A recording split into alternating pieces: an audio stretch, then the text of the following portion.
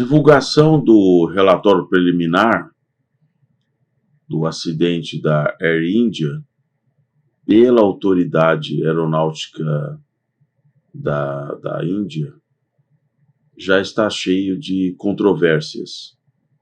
De fato, foi uma publicação um tanto quanto midiática. Eles divulgaram isso muito mais para talvez diminuir a pressão popular e da mídia com relação a esse acidente incomum, como eu já fiz num vídeo anterior aqui no canal Modernidade e Ciência. Então vou fazer aqui alguns comentários a partir de, evidentemente, daquilo que tem sido, que eu tenho reverberado, né, tenho percebido essa reverberação da mídia. Primeiro, os canais daquele pessoal que é dono de escola de aviação ou está ligado diretamente à aviação, ou ainda são pessoas ligadas a companhias aéreas. Então, esse pessoal não é isento, você pode esquecer. O cara pode ter milhares de seguidores no canal, mas ele não é isento. Ele é um passador de pano. Ele vai sempre fazer aquela coisa, não, é porque temos que aguardar, porque talvez a investigação, então eu tenho visto, não, porque pode ser que tenha caído o refrigerante ali nos controles, já aconteceu no passado que caiu o refrigerante, o comandante foi passar, olha, nós temos os fatos desse acidente. Nós temos a gravação da cabine, né, o voice recorder. Nós temos o fato de um dos membros da tripulação dizendo assim, olha, por que você desligou isso?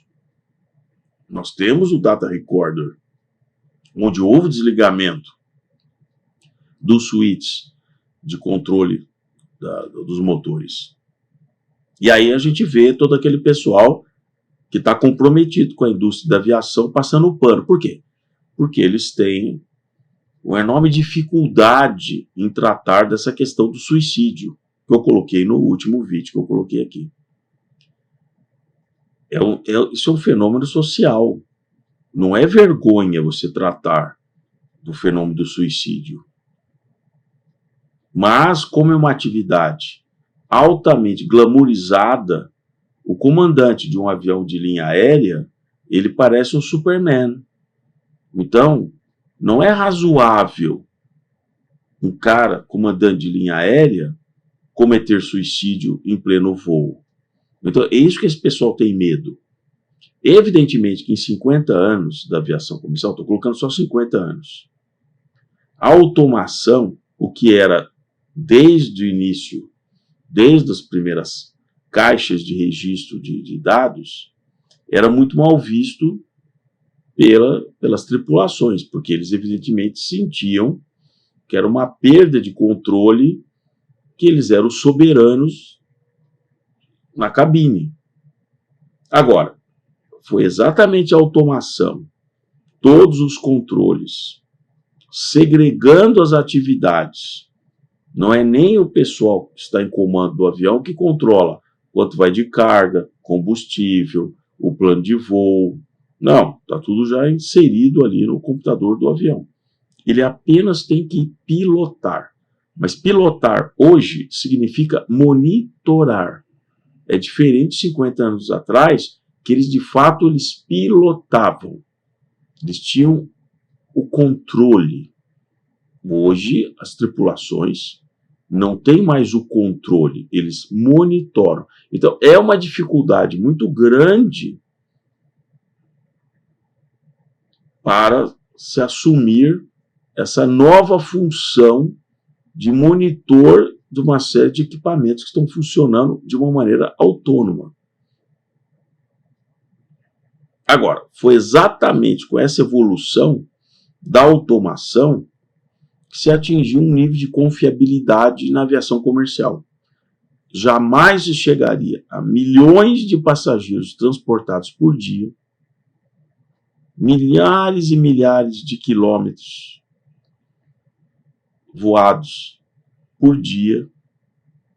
São milhões de quilômetros voados por dia, sem automação. Se isso ainda dependesse do julgamento humano, a gente estaria restrito a um número muito menor ou um número muito maior de acidentes. E é isso que magoa o pessoal nostálgico da aviação. E por isso que eu vejo que um monte de passador de pano nesse acidente da Air India, porque nós temos as evidências, as causas ali, ainda no detalhe, vão ser descobertas depois. Mas quando você tem um áudio de um dos tripulantes que diz: por que você desligou isso? Eu digo: eu não desliguei, mas foi de fato desligado.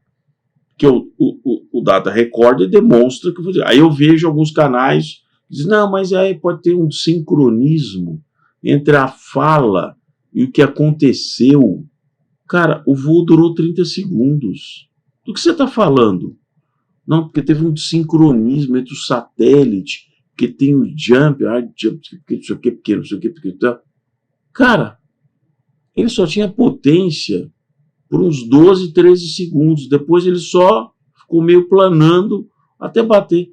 Aí você vai ficar filosofando.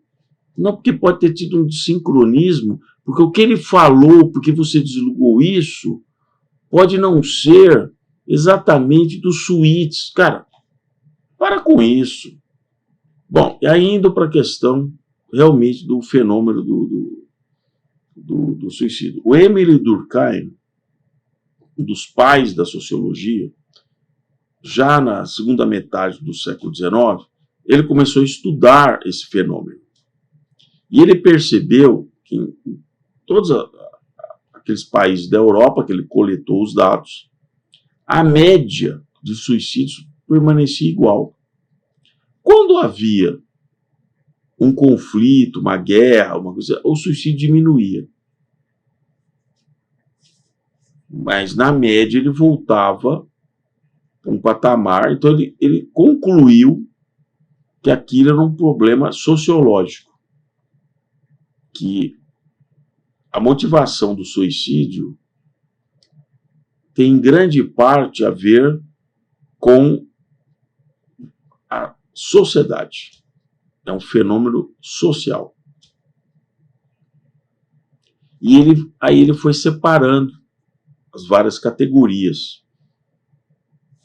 Então, eu vou colocar algumas delas aqui para vocês. Tem a anomia, que é até o mais comum. Anomia, o cara vai ficando desregrado, ele está tentando sempre acompanhar a sociedade, a evolução da sociedade, a tecnologia, o iPhone, ele tem que estar no ambiente, que ele está se sentindo ficando para trás.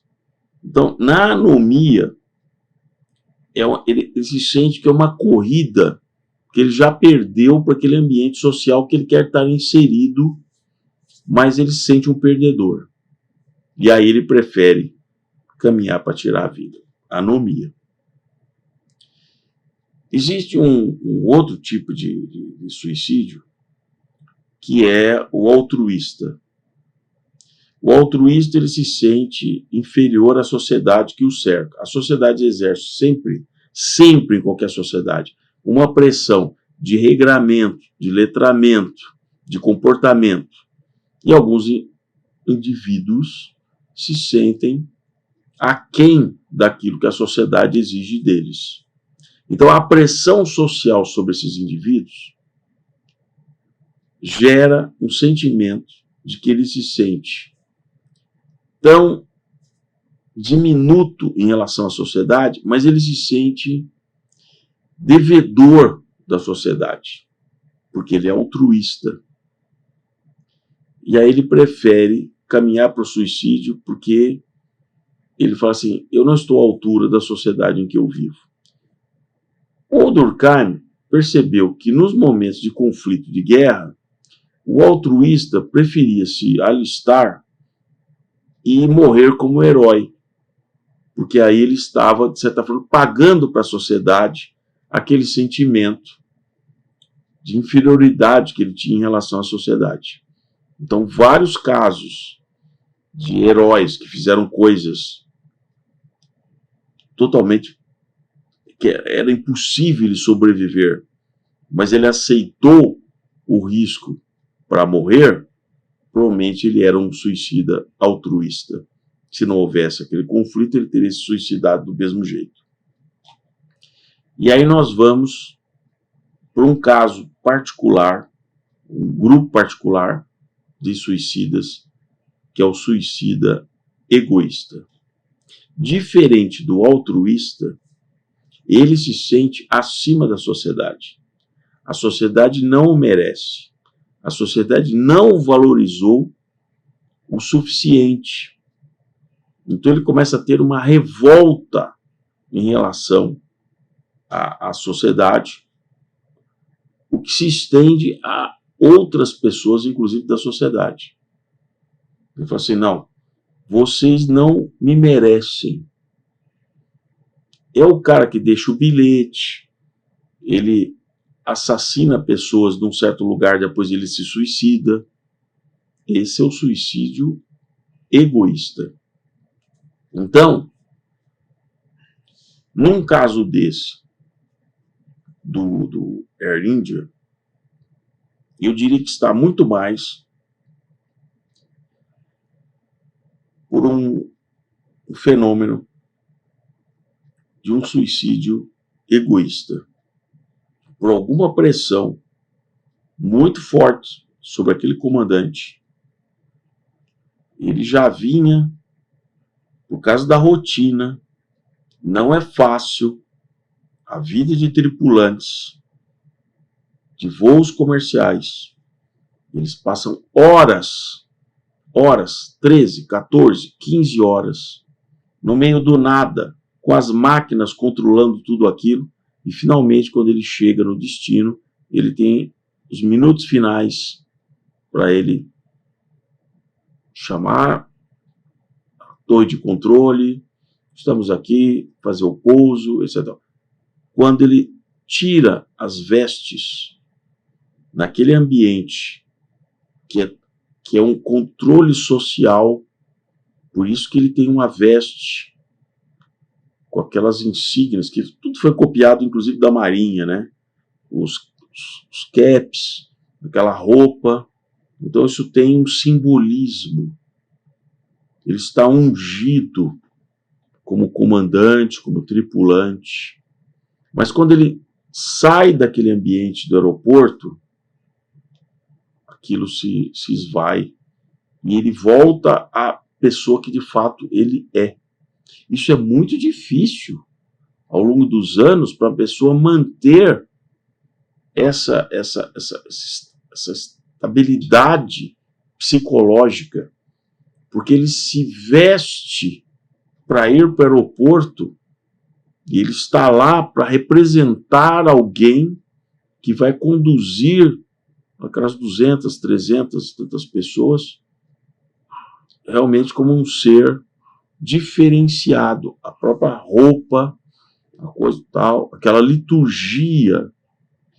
Então, isso pesa, mas isso não compensa o número de dias longe da família, longe do convívio de amigos.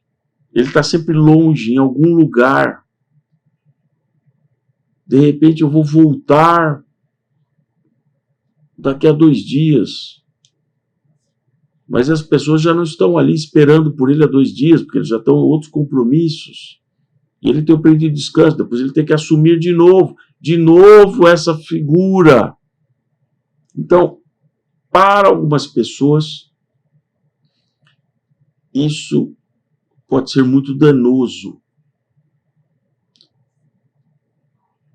no sentido dele se sentir um ser que ele odeia a sociedade, porque ele está sendo oprimido de tudo e ele passa a se sentir um ser que eu sou melhor do que todos esses que eu carrego todos os dias e assim por diante, entende? Então, ele vai caminhar para uma posição de um suicídio egoísta. Se ele estivesse sozinho em algum lugar, ele entraria numa escola, mataria 15 e daria um tiro na cabeça. Como ele não é esse cara que está lá, ele prefere jogar um avião e matar 300. mas o fenômeno é o mesmo. Então, fica aqui para vocês, obrigado para quem já acompanhou o Modernidade Ciência, se inscreva no canal, eu sei que não é fácil, eu sei que o assunto não é fácil, mas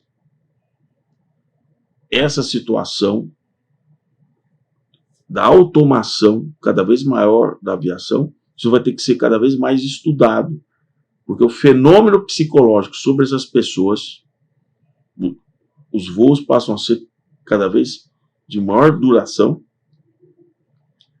a automação é irreversível, mas o fator humano você não consegue apagar. Porque as pessoas têm interpretações diferentes da realidade em que elas vivem. Muito obrigado e até o próximo vídeo.